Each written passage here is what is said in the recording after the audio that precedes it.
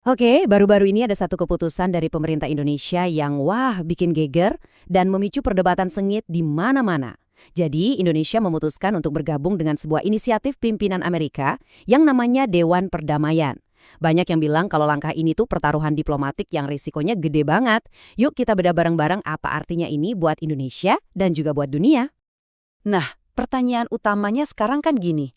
Apakah langkah ini beneran jadi jalan baru untuk perdamaian dunia, terutama ya buat kemerdekaan Palestina?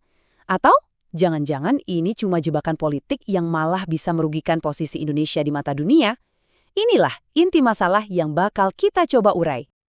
Oke, pertama-tama, mari kita lihat dulu apa sih yang bikin dewan ini begitu kontroversial dan kenapa reaksinya bisa sekeras ini. Jadi, faktanya simpel. Indonesia sekarang resmi jadi anggota sebuah dewan yang dibentuk oleh, nah ini dia, mantan Presiden AS Donald Trump. Walaupun tujuannya katanya untuk perdamaian, keputusan ini langsung jadi sorotan tajam. Ya kita tahu kan, mengingat siapa penggagasnya dan bagaimana persepsi publik terhadap berbagai inisiatif di eranya. Reaksinya, cepet banget dan besar. Saking besarnya, Presiden Prabowo sampai merasa perlu untuk segera kumpulin berbagai kalangan, mulai dari mantan Menteri Luar Negeri, para ahli, sampai tokoh masyarakat, buat ngejelasin posisi pemerintah. Ini sepertinya juga usaha buat meredam gejolak yang udah terlanjur muncul. Ini nunjukin kalau langkah ini tuh benar-benar signifikan. Jadi, apa sih yang bikin pemerintah berani ngambil resiko ini? Yuk kita coba dalami argumen dari pihak yang mendukung keputusan ini. Nah, ini dia logika strategisnya. Pemerintah berpendapat daripada kita cuma jadi penonton dari luar, mendingan kita masuk ke dalam. Kenapa? Supaya Indonesia punya suara, punya kesempatan untuk ikut mengarahkan kebijakan dewan ini, terutama yang menyangkut soal Palestina. Jadi ini adalah pilihan untuk jadi proaktif. Dukungan juga datang dari Majelis Ulama Indonesia loh. Mereka bilang kalau keanggotaan Indonesia di BOP atau Board of Peace ini tujuannya jelas untuk mewujudkan kemerdekaan Palestina. Ini narasi yang kuat banget, yang mengaitkan langkah diplomatik ini dengan cita-cita besar bangsa. Gak cuma itu, organisasi Islam terbesar di Indonesia, Nahdlatul Ulama atau PBNU, juga nambahin perspektif lain. Menurut mereka, iuran keanggotaan ini jangan dilihat sebagai biaya, tapi sebagai dana bantuan untuk membangun kembali Gaza. Jadi, ini bisa dianggap sebagai investasi langsung untuk membantu rakyat Palestina. Tapi tunggu dulu, nggak semua pihak setuju loh.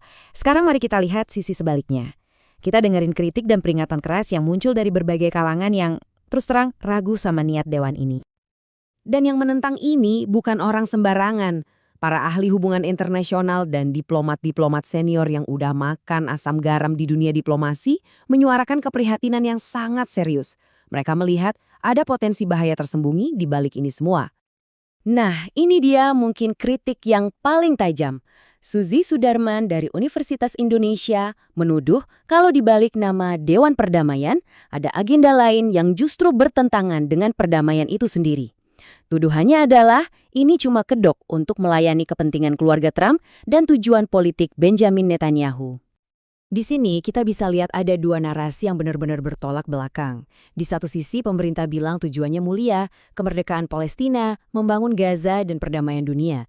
Tapi di sisi lain para kritikus curiga agenda sebenarnya cuma buat kepentingan politik Trump dan Netanyahu dan bahkan nggak punya landasan yang jelas dari piagam PBB. Jauh banget bedanya. Bahkan nih, dari kalangan diplomat senior kayak Alwi Shihab, sikapnya hati-hati banget. Beliau mengakui mungkin ada untungnya, tapi kata reservasi atau catatan keberatan yang beliau pakai, itu nunjukin kalau ada keraguan dan risiko besar yang harus diwaspadai. Ini sinyal kalau di kalangan elit sendiri pun ada kekhawatiran yang serius.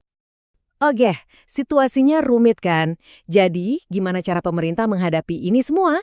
Mari kita lihat strategi diplomatik apa yang udah disiapkan. Sepertinya pemerintah udah menyusun rencana buat meminimalisir resiko. Pertama, mereka dengerin masukan dari semua pihak. Kedua, mereka bakal aktif memperjuangkan isu Palestina di dalam forum itu. Ketiga, mereka bakal terus awasi gerak-gerik dewan ini. Dan yang paling penting, keempat, mereka udah siapin rencana darurat kalau situasinya jadi nggak benar. Nah, ini dia poin kuncinya, yang bisa kita sebut klausul keluar atau jalan keluar darurat. Jadi, ada syarat yang jelas banget. Kalau Dewan Perdamaian ini ternyata melenceng dari tujuannya dan nggak tulus mendukung Palestina, Indonesia siap untuk mundur atau menarik diri. Ini semacam jaring pengaman diplomatik mereka. Pada akhirnya ya, ini adalah sebuah pertaruhan besar. Indonesia sekarang seperti sedang berjalan di atas seutas tali yang sangat tipis. Di satu sisi ada peluang untuk memberi pengaruh positif. Tapi di sisi lain ada risiko besar untuk malah terseret ke dalam agenda yang bertentangan dengan kepentingan nasional kita.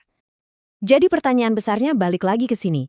Akankah langkah berani ini menjadikan Indonesia sebagai pemain yang bisa mengubah kebijakan dari dalam?